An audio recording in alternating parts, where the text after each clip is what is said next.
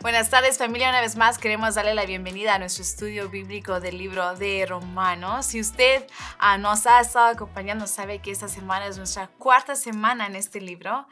Y quiero felicitarles porque al fin, después de 3 semanas, hoy en la cuarta semana, llegamos al capítulo número 2.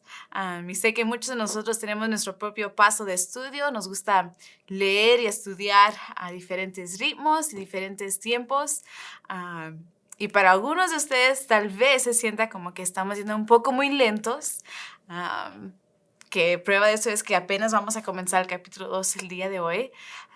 Pero quiero recordarles que en verdad el libro de Romanos es un libro en el que pudiéramos pasar años estudiándolo porque hay mucha profundidad en esas escrituras, muchas verdades que exprimir, que saborear sobre quién es Dios, quién somos nosotros y más importante, qué es el Evangelio de Jesucristo. Pablo nos quiere dejar en claro, en verdad, quiere que comprendamos lo que es el Evangelio de Jesucristo. Así que nos vamos a tomar nuestro tiempo. Tenemos todo un año para poder estudiar este libro, pero al fin llegamos al capítulo 2. Así que felicidades, estamos aquí en el capítulo número 2. Y la semana pasada concluimos el capítulo 1.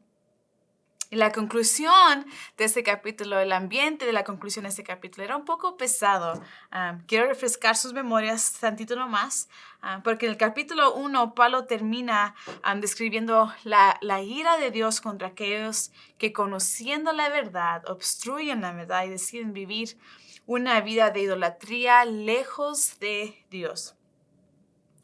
Y empezamos el capítulo 2 con estas palabras que caen como un balde de agua fría a la iglesia en Roma y creo que también para nosotros. Así que vamos a empezar el versículo 1 que dice así: Por tanto, no tienes excusa tú, quien quiera que seas, cuando juzgas a los demás, pues al juzgar a otros te condenas a ti mismo, ya que practicas las mismas cosas. Pablo nos dice aquí, no tienes excusa tú, yo. Todos nosotros no tenemos ninguna excusa, nadie la tiene. Como dijimos antes, nos enseña Pablo que todos quedamos cortos en verdad, todos somos pecadores y todos merecemos la muerte como castigo. Eso era su enfoque al terminar el capítulo 1. Y parece que ahora cambia un poco el tono de voz de Pablo e incluso a la audiencia a quien se dirige Pablo, porque al terminar el capítulo 1 él usa la frase de esas personas quienes no solo practican tales cosas, practican la maldad, sino que incluso también las aprueban a quienes las practican. Un grupo de personas que practican y aprueban, y ahora empieza el capítulo 2 hablando de las personas que practican y juzgan. Y nos estaremos enfocando un poco en esa palabra el día de hoy, juzgan. Pero nuestra oración la semana pasada fue que el Señor nos ayudara en verdad a encontrarnos en los versículos difíciles que leímos al terminar el capítulo 1 y que nos revelara en nosotros las áreas y los deseos tal vez de nuestras vidas que aún tenemos que entregarle el control a Dios de ellos. Y de seguro la iglesia de Roma, al igual que nosotros, terminó de leer ese primer capítulo estando totalmente de acuerdo con Pablo y su exposición de estas consecuencias de la maldad. Seguro dijeron, sí, amén, Pablo, tienes toda la razón. Esa gente merece la ira de Dios, merece vivir las consecuencias de sus decisiones. Y sin embargo, Pablo comienza el capítulo 2 y les dice, no, tú no tienes excusa. Entonces hace un llamado en verdad a mirar cómo estamos juzgando a los que nos rodean. Así que vamos a leer con eso en mente el resto de esta primera sección que dice así. Versículo 2. Ahora bien, sabemos que el juicio de Dios contra los que practican tales cosas se basa en la verdad. ¿Piensas entonces que vas a escapar del juicio de Dios tú, que juzgas a otros y sin embargo haces lo mismo que ellos? ¿No ves que desprecias las riquezas de la bondad de Dios, de su tolerancia y de su paciencia al no reconocer que su bondad quiere llevarte al arrepentimiento? Pablo está aquí explicando en verdad el peligro de juzgar a otros. Quiero definir un poco en verdad lo que se refiere Pablo al juzgar, porque no es solo pensar en lo que alguien más está haciendo, sino que Pablo les está diciendo fácilmente nosotros, ustedes que están leyendo este libro, se creen que otros son dignos del juicio de Dios, pero nunca pasan ese mismo juicio sobre ellos mismos. Eso es lo que Pablo quiere dejar aquí bien en claro, que eso no está bien. No podemos creer que otros son merecedores, del juicio de Dios y que nosotros no. Así que esta advertencia viene de Pablo, pero en verdad Pablo no es el que originalmente nos da esta advertencia. Y es más, si usted nos acompañó el año pasado a nuestro estudio bíblico de Mateo, esas palabras deberían de sonar un poco familiares y es porque en verdad Pablo les está diciendo algo que Jesús ya les había dicho en el Sermón del Monte, en el libro de Mateo, en el capítulo 7, que dice así, dice, no juzguen a nadie para que nadie los juzgue a ustedes, porque tal como juzguen se les juzgará y con la medida que midan a otros, se les medirá a ustedes. ¿Por qué te fijas en la astilla que tiene tu hermano en el ojo y no le das importancia a la viga que está en el tuyo? ¿Cómo puedes decir a tu hermano, déjame sacarte la astilla del ojo cuando ahí tienes una viga en el tuyo? Y aquí viene una palabra muy conocida, muy difícil de tragarnos a veces, que es para nosotros mismos.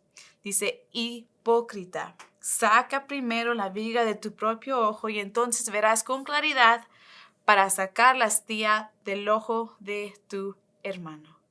Y creo que las palabras de Jesús, al igual que las palabras de Pablo, son muy claras y no necesitan en verdad mucha explicación. El punto que Pablo quiere hacer aquí es que como humanos escogeremos siempre lo más fácil y lo conveniente. Y lo fácil en este caso es juzgar a los demás. Lo fácil es poder ver las fallas de los demás, juzgar entre el bien y el mal que alguien más decide. Es muy fácil señalarlo, pero lo que es difícil, en verdad, es de poder examinarnos a nosotros mismos antes de juzgar a otros por las mismas acciones. Antes de empezar a buscar las fallas en los demás, debemos de poder buscarlas y identificarlas en nosotros mismos. Pero esto es algo muy incómodo, es muy difícil. Es incómodo ser confrontado, en verdad, con la realidad de nuestra debilidad, de nuestro orgullo, de nuestra idolatría y de nuestra hipocresía. Pero iglesia existe y no podemos ignorarla. Debemos poder confrontar estas cosas tal como Jesús y como Pablo nos llama a hacerlo. Es tan incómodo hacerlo que a veces, aún al poder identificar dentro de nosotros estas faltas, decidimos excusarlas o disminuirlas en vez de simplemente traerlas a la luz. Pero Pablo aquí nos deja bien en claro que por más que intentemos ignorarlas o esconderlas o incluso excusar nuestra iniquidad, nuestra maldad, nuestras decisiones, es imposible escaparnos del juicio de Dios. Pablo les dice, ¿crees en verdad que te vas a escapar? No es posible. Y cuando escuchamos el término del juicio de Dios, sé que muchas cosas vienen a nuestra mente. Y tal vez eso sea un poco diferente dependiendo de nuestros trasfondos, de nuestras culturas. Pero lo importante es saber de que el juicio de Dios es perfecto. Es perfecto. Y se nos hace difícil en verdad entenderlo, especialmente cuando conocemos muchas otras características del carácter de Dios, de su personalidad, de quién Él es, como Dios, Rey de Reyes y Señor de Señores. Hay muchos de nosotros que nos identificamos como creyentes, como seguidores de Cristo, que no solamente negamos nuestras fallas, sino que también tomamos el siguiente paso aún mucho más audaz de sacar las escrituras fuera de contexto, manipulándolas para poder mantener nuestra comodidad. Como dije, porque es muy difícil, en verdad, para nosotros sentirnos incómodos con las escrituras, con la palabra de Dios, pero es necesario. Creemos a veces que podemos ser exentos del juicio de Dios porque Dios es amor. Y lo digo entre comillas, no porque no sea cierto, es cierto, pero lo digo así porque sacamos esas palabras de las escrituras y las manipulamos y las sacamos del contexto de donde están para ponerlas en el contexto de nuestras vidas, simplemente para poder mantener nuestra comodidad, para poder acomodar a nuestro orgullo y nuestra hipocresía, como nos lo enseña Pablo.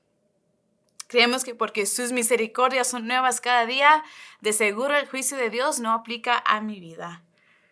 Porque ¿qué no has leído? Dios es compasivo y lento para la ira. Y una vez más, iglesia, todo esto es cierto, pero no podemos dejar que se nos pase por alto en verdad que Dios es Dios creador del universo, Rey de reyes, Rey de santidad, y Él tiene toda la autoridad. Así que como el Dios que Él es, Él demanda, en verdad, justicia. Y su justicia es perfecta.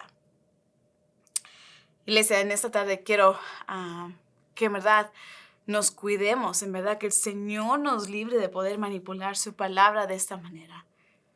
Que nunca podamos sacarla fuera del contexto para poder preservar a nuestra comunidad, para poder acomodar nuestras fallas y hacer que, esto no juega aquí porque me conviene. No.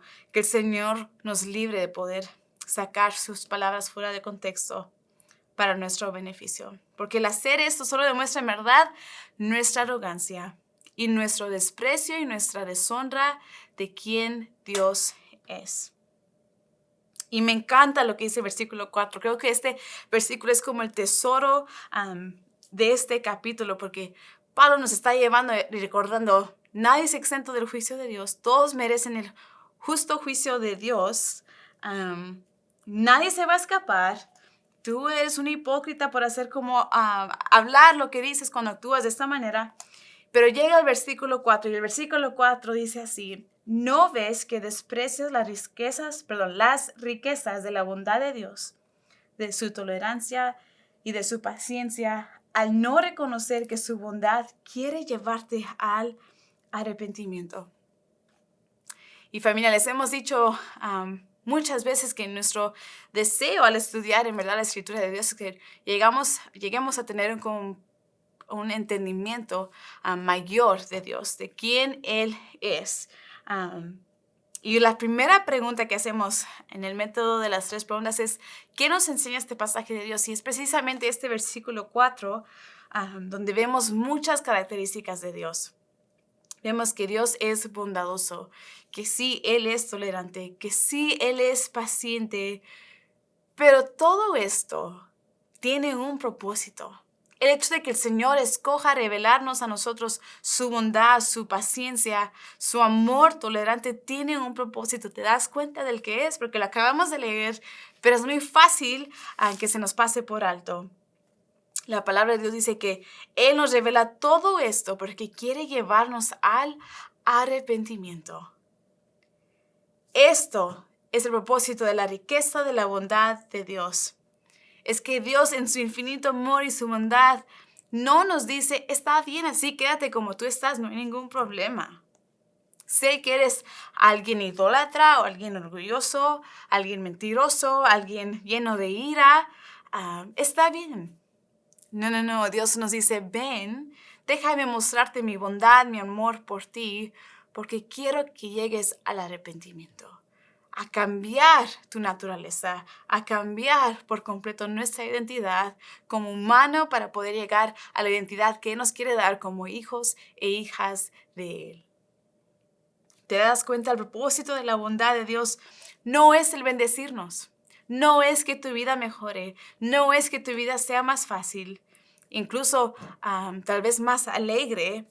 Todos estos son beneficios hermosos, regalos que el Señor nos da, pero el propósito de la bondad de Dios en verdad es que podamos llegar al arrepentimiento, que podamos llegar a reconocer nuestra necesidad de Dios, nuestra dependencia de Él y solo Él. Nunca el Evangelio existe para hacer nuestras vidas más fáciles. Eso no es así. Ni más cómodas, ni más prósperas. Al mundo se le hace tan fácil aceptar la bondad de Dios. Todo el mundo sabe que Dios es amor. Todo el mundo ha escuchado de su gracia, de su misericordia. Nadie presenta una oposición a esas características de Dios. Nadie dice, yo no quiero el amor de Dios. No, eso no es para mí. No me gustaría. Más sin embargo, anhelamos todas estas cosas porque nos hacen sentir amados, aceptados.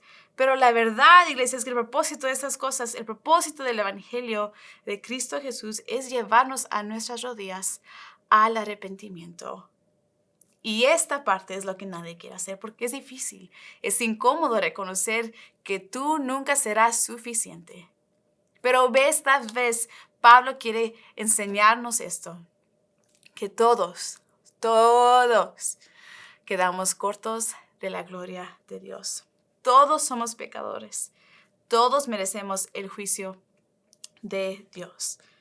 Mi familia, no despreciemos la bondad de Dios, que es la palabra que usa Pablo aquí. ¿No ves que desprecias las riquezas de la bondad de Dios al no arrepentirnos? No despreciemos de la bondad de Dios. No ignoremos su llamado tierno y suave que Él nos da.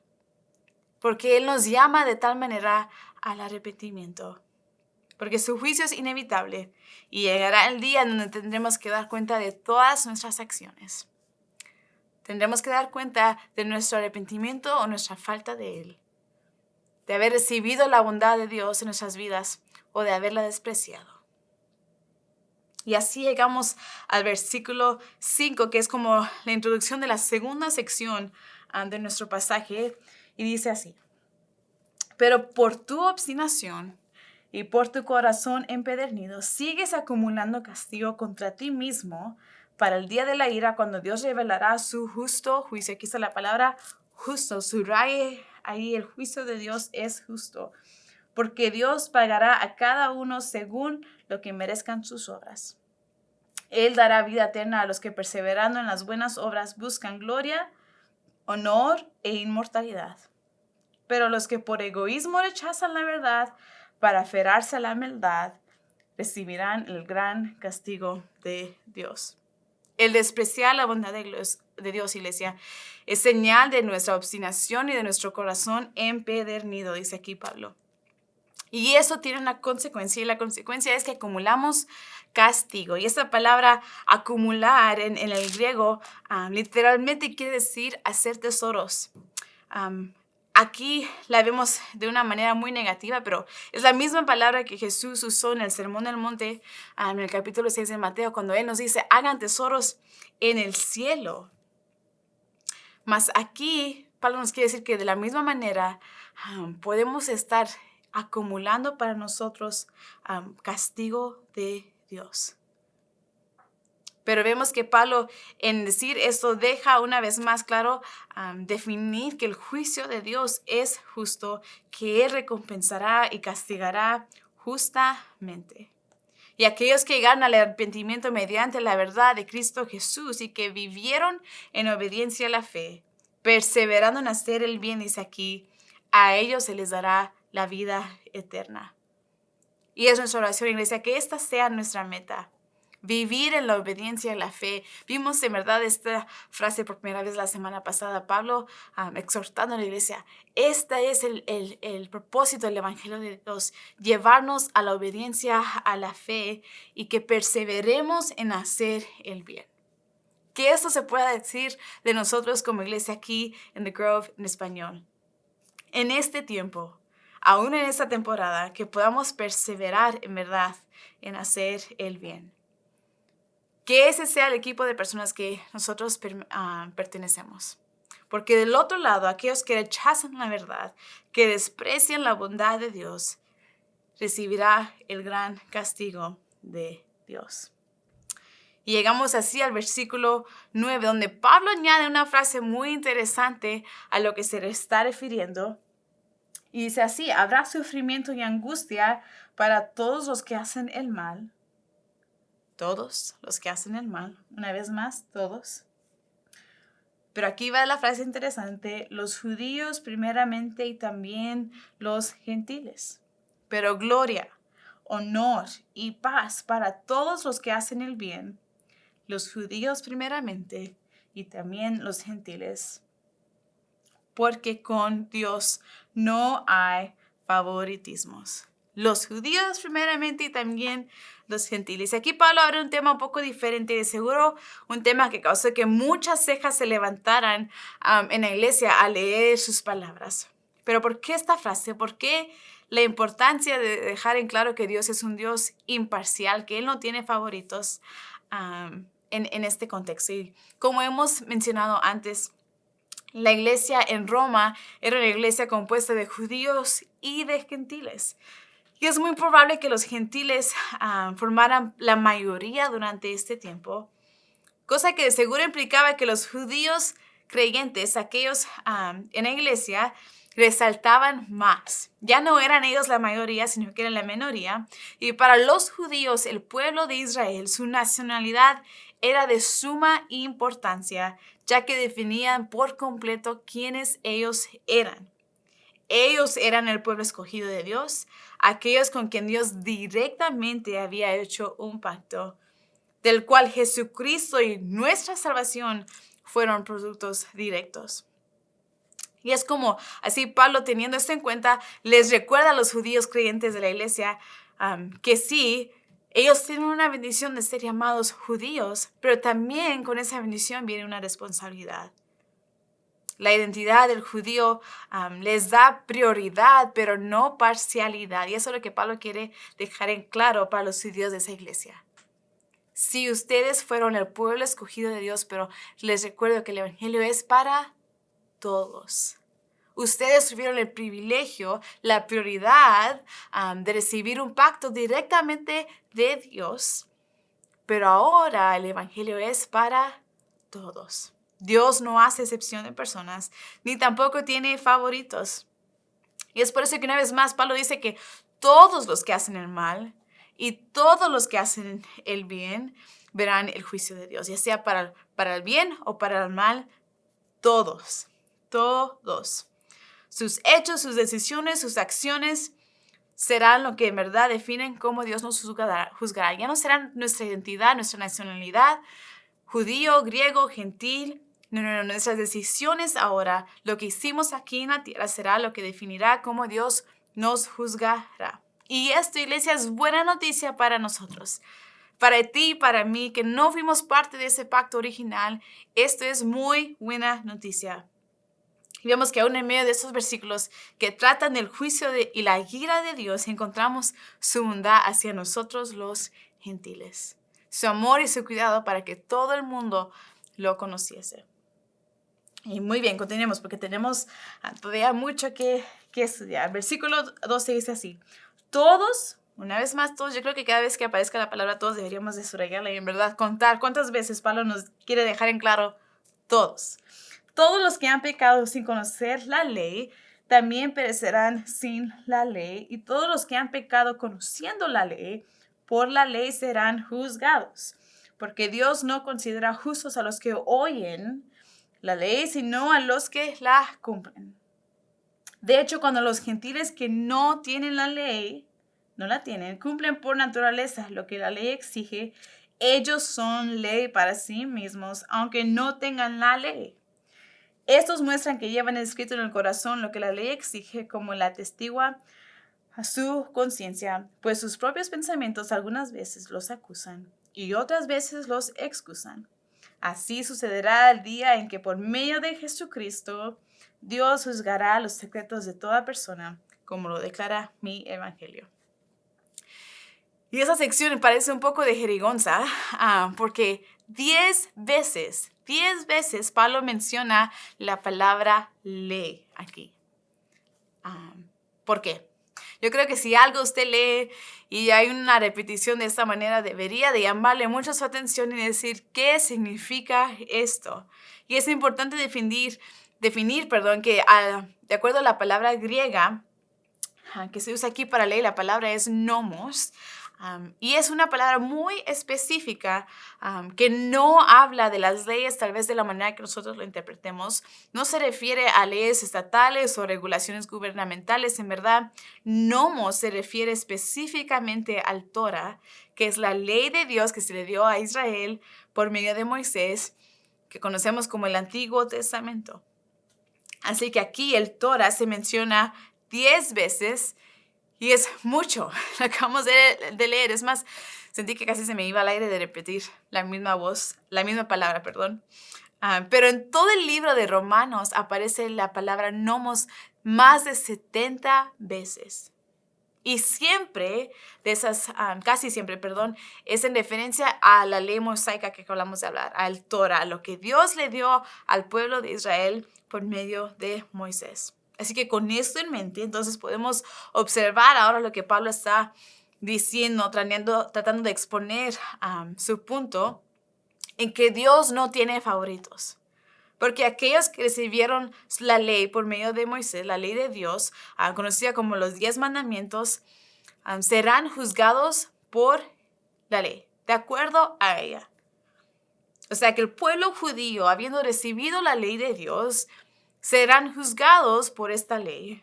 Mas aquellos que no la conocieron, los gentiles, que nunca recibieron la ley como la recibieron los judíos, adivinen qué, Pablo dice, no tienen excusa. Porque en sus corazones, aun que no han recibido la ley como la recibió el pueblo judío, en sus corazones Dios ha puesto un sentir moral que les sirve como ley. Todos nosotros, por naturaleza humana, en nuestros corazones Dios ha puesto un sentir de bien o mal. Y esto nos servirá como ley. En otras palabras, no les sirve a los judíos como beneficio al tener la ley porque no la pueden cumplir. Prueba de esto es Cristo Jesús. Jesús vino siendo Él el cumplimiento de la ley y ha sido el único que pudo cumplir la ley. Y a través de eso es que nosotros podemos recibir nuestra salvación. Nadie humanamente pudiera llegar a cumplir todo lo que la ley exige, solo Jesucristo. Mas, sin embargo, los judíos trataron y la honraron y la tuvieron tan en alta estima. Y de igual manera no les es de beneficio a los gentiles el no tener la ley, porque eso no les servirá como excusa ante el juicio de Dios. Porque como dice Pablo aquí, aunque no tengan la ley, Dios a cada uno de nosotros nos ha puesto en nuestra naturaleza una conciencia de lo que es el bien y lo que es el mal. Así como podemos conocer las cualidades invisibles de Dios, que los vimos hace unas semanas a través de la naturaleza, es más, la semana pasada, de igual manera, por naturaleza, podemos percibir lo que es el bien y el mal, de modo de que nadie, ni judío ni gentil, tendrá excusa ante el juicio de Dios. Nadie tiene excusa. Pero antes de poder seguir en el versículo 17, quiero señalar algo especial del versículo 16, que dice, así sucederá el día en que por medio de Jesucristo, Dios juzgará los secretos de toda persona, lo más íntimo, lo más profundo, lo que nadie ve, lo que está oculto, que solo nosotros y Dios conocemos de nosotros mismos. Dios lo juzgará, pero por medio de Jesucristo.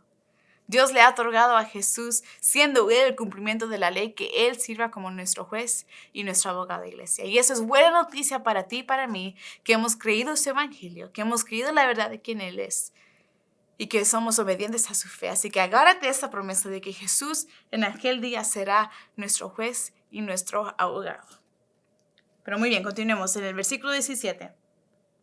Ahora bien, tú que llevas el nombre de judío, ahora cambia un poco la audiencia y directamente Pablo le está hablando a los judíos. Dice que dependes de la ley y te jactas de tu relación con Dios, que conoces su voluntad y sabes discernir lo que es mejor porque eres instruido por la ley, que estás convencido de ser guía de los ciegos y luz de los que están en la oscuridad, instructor de los ignorantes, maestro de los sencillos, pues tienes en la ley la esencia misma del conocimiento y de la verdad.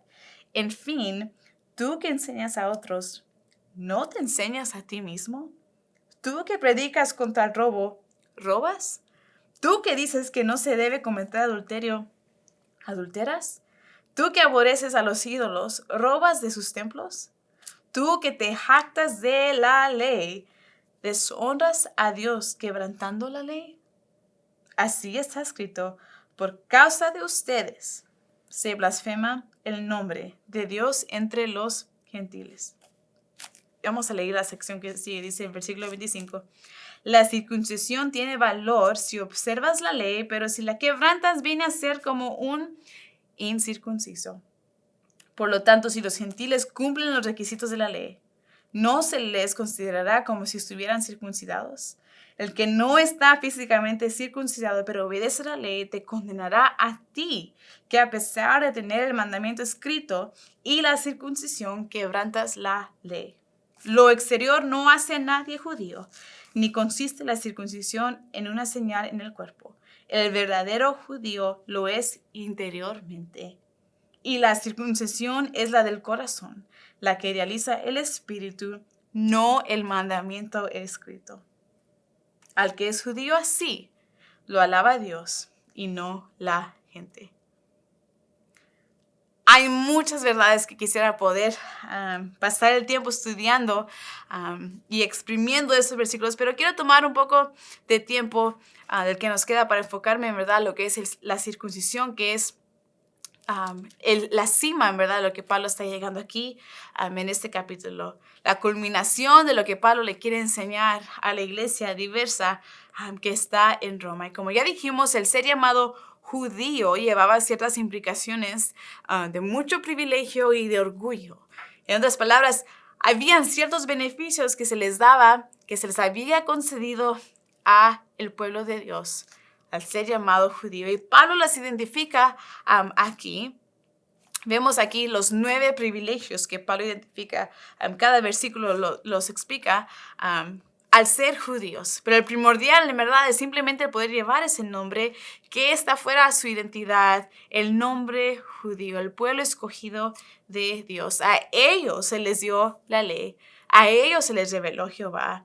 Y ellos le pertenecen a Él. Y ahora con todos esos beneficios, Pablo les quiere dejar en claro a esta nación escogida que aún teniendo el privilegio de la ley, ellos no son exentos del juicio de Dios, ya que ninguno puede cumplir la ley.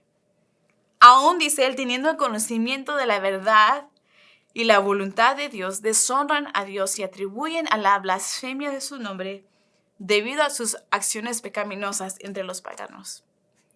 En otras palabras, Pablo les está diciendo, de la manera que ustedes se comportan, ¿de qué se jactan? ¿Cuál es su orgullo? Porque el tener la ley, más de ser de beneficio, es una deshonra debido a sus acciones, a su hipocresía. Les está llamando a que hagan conciencia. Y para nosotros eso tal vez sea fácil de comprender, pero para el pueblo judío esto era algo muy revolucionario que Pablo les estaba diciendo. Era muy difícil de tener que escuchar que su conocimiento de la ley no les garantizaba ningún tipo de inmunidad ante el juicio de Dios, porque ellos pasaban años estudiando la ley del Señor, memorizándola, tratando de cumplirla. Y Pablo aquí le dice, el hacer todo esto, tratar de cumplir con todas estas más de 600 leyes, no les garantiza a ustedes ningún tipo de inmunidad ante el juicio de Dios, porque todos, un día llegaremos ante el juicio de Dios. Así que antes de continuar, regresemos al versículo 3 rápidamente, porque lo importante, lo que Dios anhelaba en verdad, y lo deja aquí en claro, es que ellos obedecieran a la ley, que la cumplieran en vez de solo oírla y memorizarla. Y es por eso que llegamos al tema de la circuncisión. Y es importante que tengamos un poco de trasfondo a lo que significaba la circuncisión para el pueblo judío. Y podemos ver su origen en el libro de Génesis, capítulo 17. Brevemente quiero leerles las palabras de Dios hacia el pueblo judío, que es de donde viene la importancia de la circuncisión. El Señor empieza hablando con Abraham y dice, este es el pacto que establezco yo contigo. Tú serás el padre de una multitud de naciones. Le cambia el nombre a Abraham. Le dice, te haré tan fecundo que de ti saldrán reyes y naciones. Estableceré mi pacto contigo y con tu descendencia como pacto perpetuo por todas las generaciones. Yo seré tu Dios y el Dios de tus descendientes. Y a ti y a tu descendencia les daré una posesión perpetua, toda la tierra de Canaán, donde ahora andan peregrinando, y yo seré su Dios. ¿Ves? Ese es Dios llamando al pueblo judío y diciendo, ustedes me pertenecerán a mí. Ese es el pacto que yo quiero hacer con ustedes.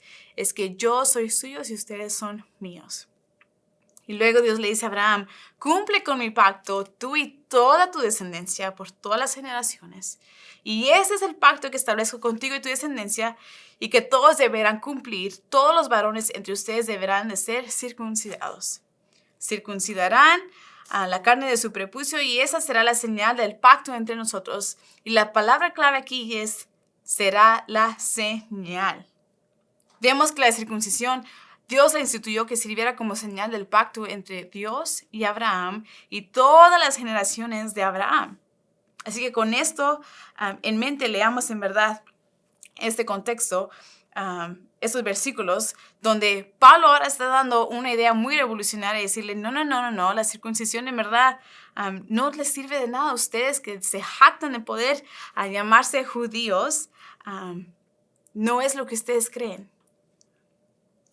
De por sí había confrontado Pablo a los judíos en los versículos anteriores, diciendo, ustedes piensan que tenían una ventaja, pero me imagino que ahora al leer estas palabras, los judíos sintieron como que Pablo les ha de haber estado dando el tiro de gracia, diciendo, ya no más, Pablo. La última estocada, porque ¿cómo puede ser que ahora Pablo esté completamente devaluando una de las instrucciones específicas y sagradas que Dios le dio a su pueblo escogido? Pero la circuncisión, como dije, no era nada más que una señal. Era un símbolo que ilustraba que se pertenecía al pacto de Dios, al pacto que Dios había hecho con Abraham. Pero este pacto, un pacto, al igual que todos los pactos, requiere la obediencia. Y es aquí donde el pueblo de Israel se equivocaba.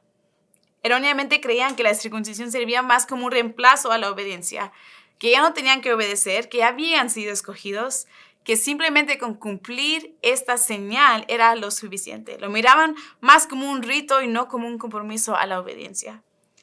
Era como que si la circuncisión por sí sola, tenía algún tipo de poder salvador. Y es por esto que Pablo les recuerda que la obediencia es lo que le importaba a Dios.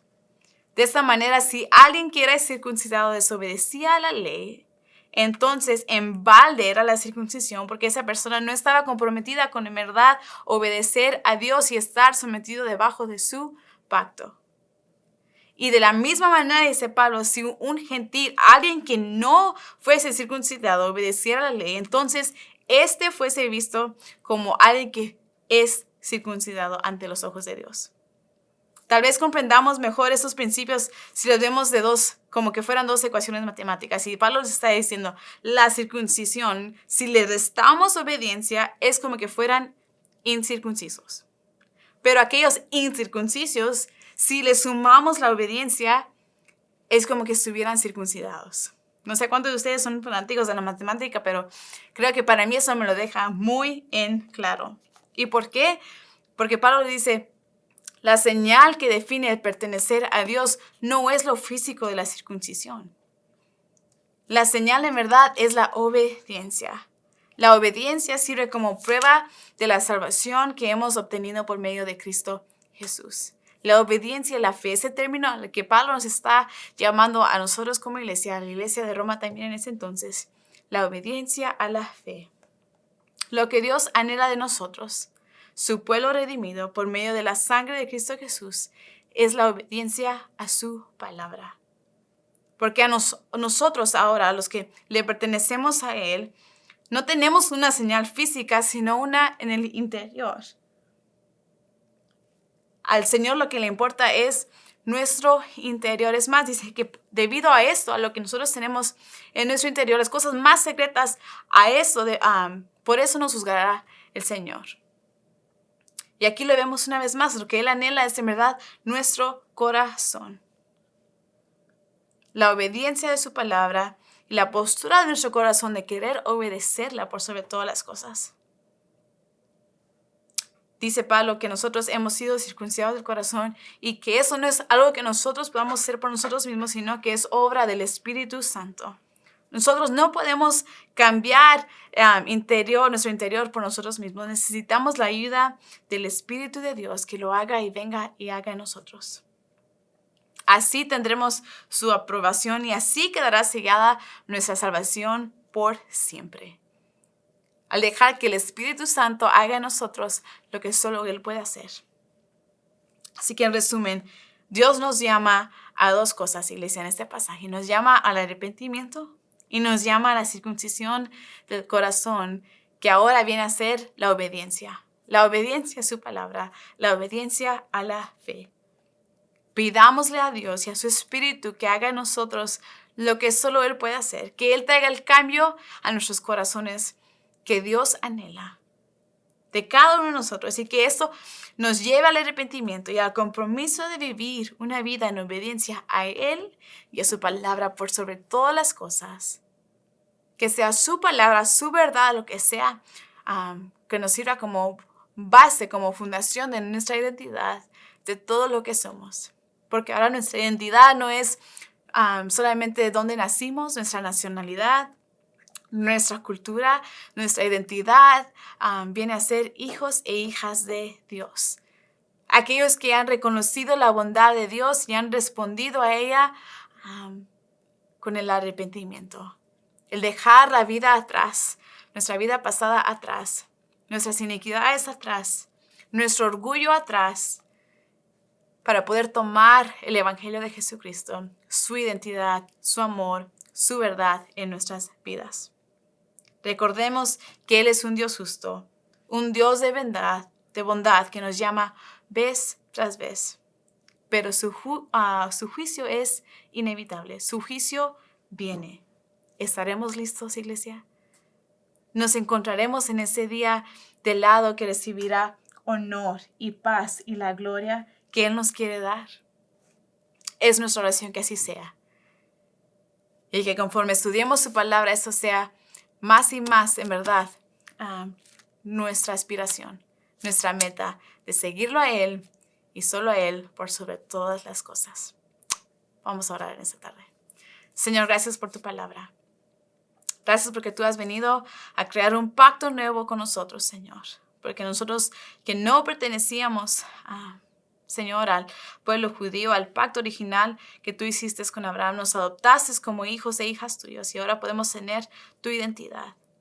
Gracias porque tu bondad existe en nuestras vidas para traernos al arrepentimiento. Así que ayúdanos a examinarnos a nosotros mismos, a juzgarnos a nosotros mismos en vez de juzgar a los demás. Señor, queremos poder un día estar frente a ti después de haber vivido una vida, Señor, en el que estuvimos siempre conscientes de tu amor, de tu bondad, Señor.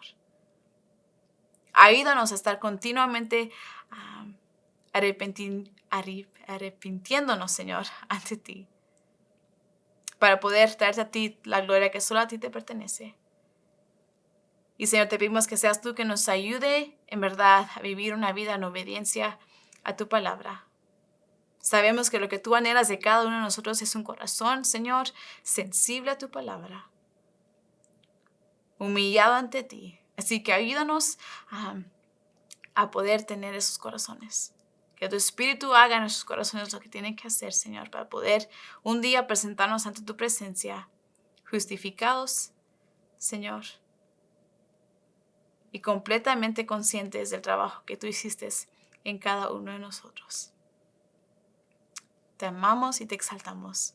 Sé tú ahora con nuestro tiempo de diálogo, en nuestras discusiones, Señor, que podamos tener un tiempo de mucho beneficio con aquellos en nuestros grupos. Gracias te damos por ellos. En el nombre de Jesús. Amén. Nos vemos la próxima semana, familia.